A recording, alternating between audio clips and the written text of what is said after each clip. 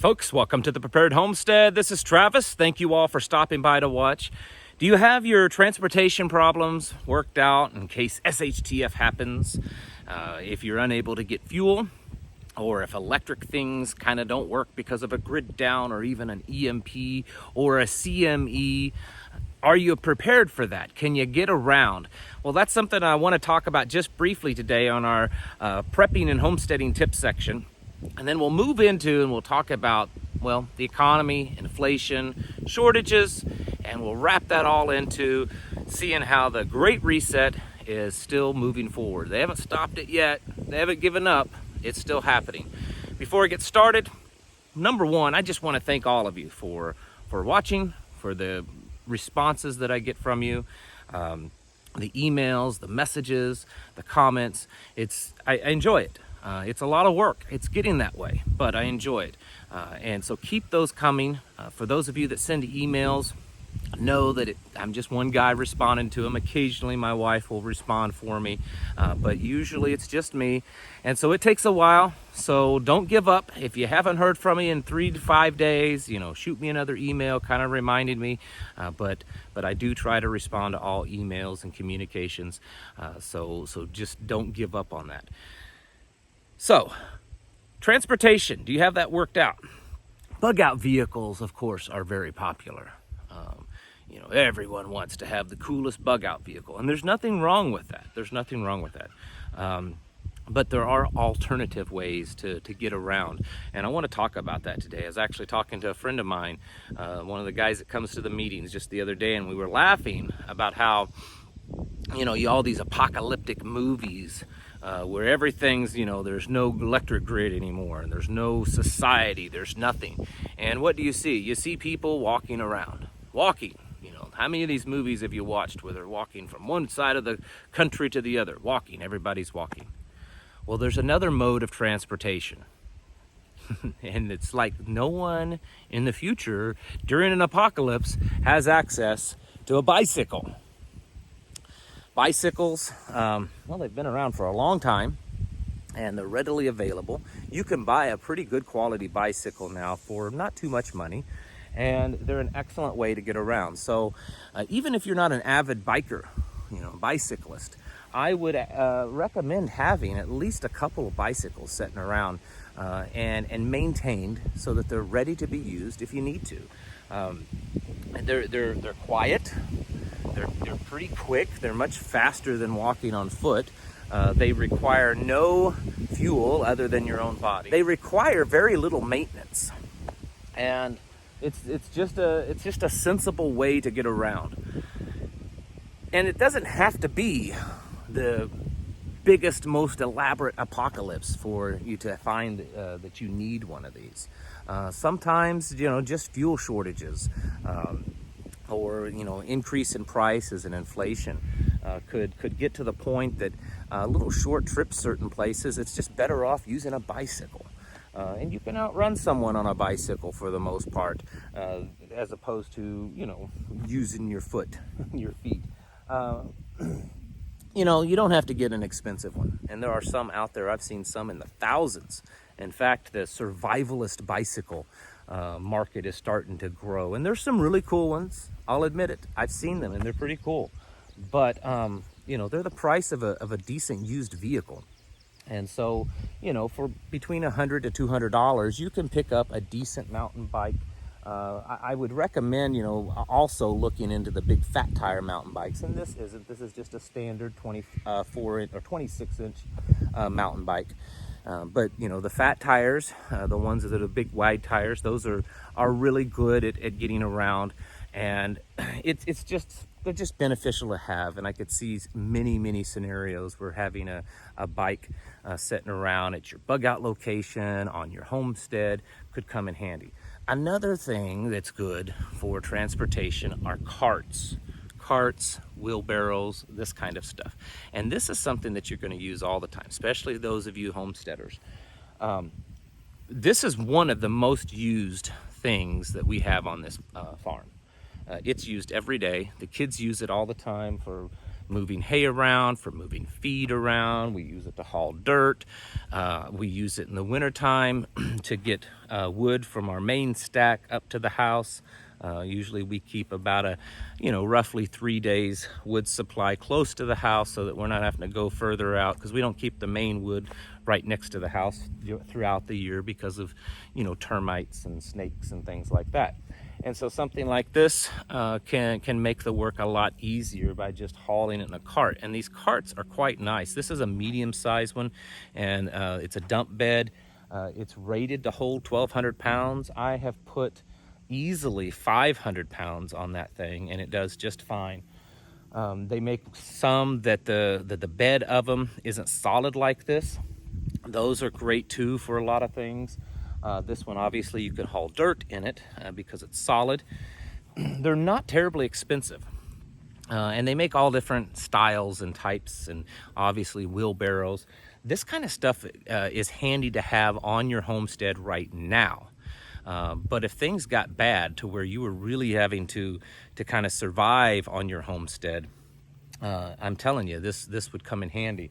If one of your plans are to haul water, maybe you have to haul water to your animals or haul water up to your house from a creek or spring. If that's one of your backup plans, if you don't have electricity, you're going to get wore out hauling your water. A gallon of water weighs just under 10 pounds. So a 5-gallon bucket of water is close to 50 pounds of weight. And you're going to wear yourself out if you're hauling all that water every day. But something like this, it's not that big a deal to put, 4 or 5 buckets of water in it and bring it up to your house or out to your animals. So I recommend this kind of stuff. It doesn't have to be this model.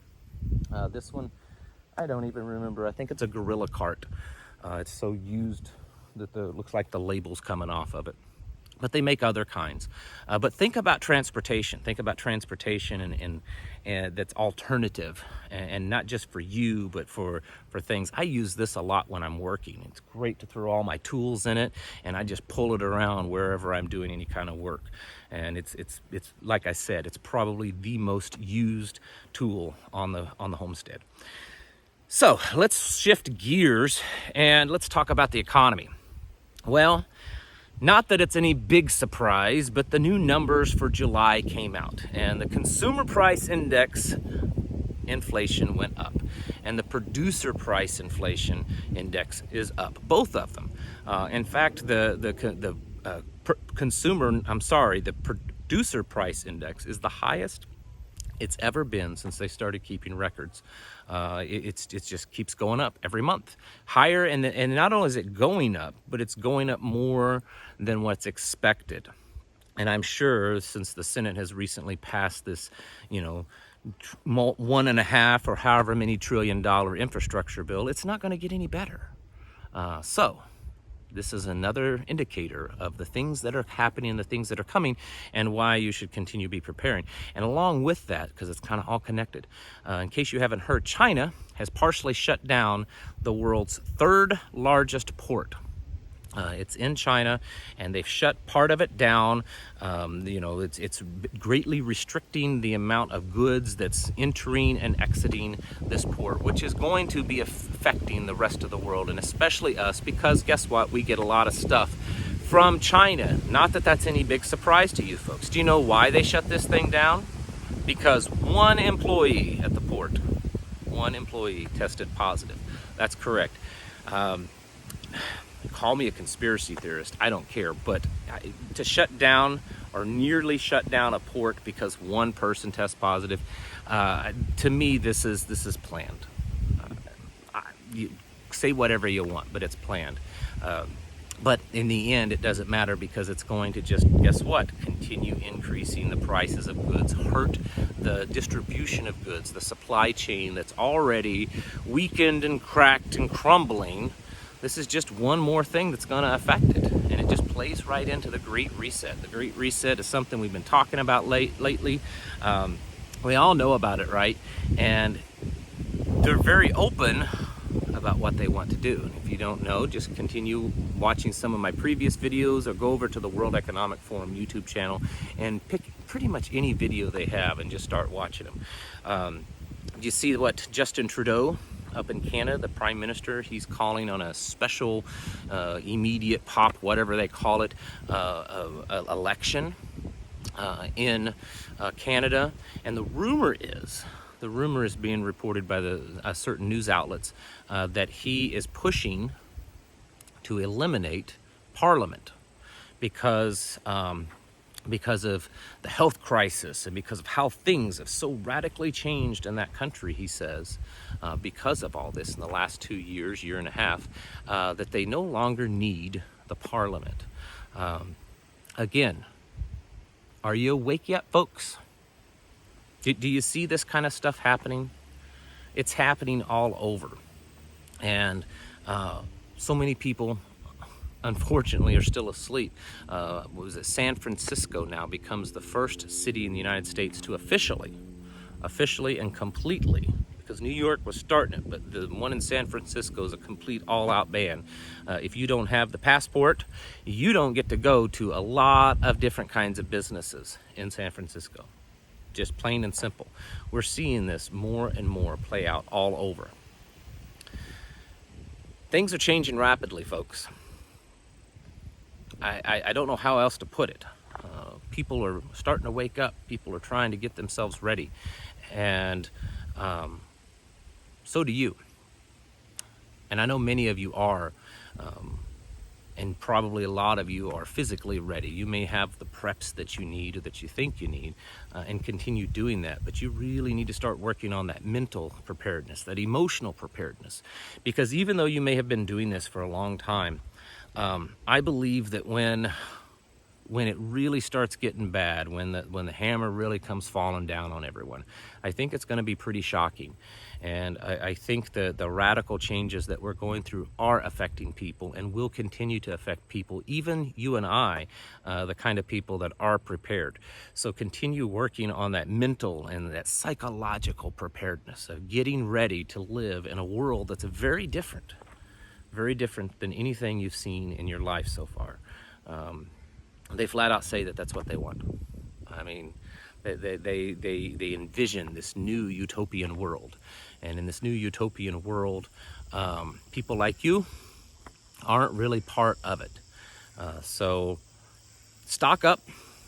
If you're looking for some freeze-dried food, some emergency-type food that you can store away for 20 to 30 years, you can go to preparewithtravis.com, and My Patriot Supply, who I'm working with, they are offering a 3-month food supply. It was $800 and some odd, and they've knocked $300 off of that price for a 3-month food supply, and it's a really good deal. You know, if you're in the market, you can go over and look at it. If not, just keep prepping the other ways that you do.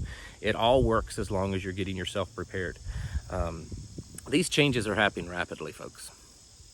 They really are. It's getting to the point that it's a daily thing. And there's a lot of rumors out there, and a lot of false rumors.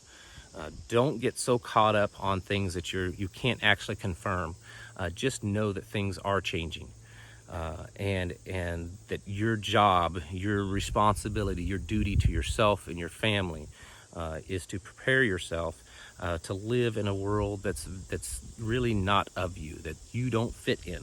And so you have to figure out different ways that are considered abnormal anymore to survive and make it. So folks, get your house in order. Prepare yourselves mentally, physically, and spiritually. Because the Great Reset is upon us. And I don't think it's going to go away for quite a while. Thank you all for watching. I'll catch you in the next video.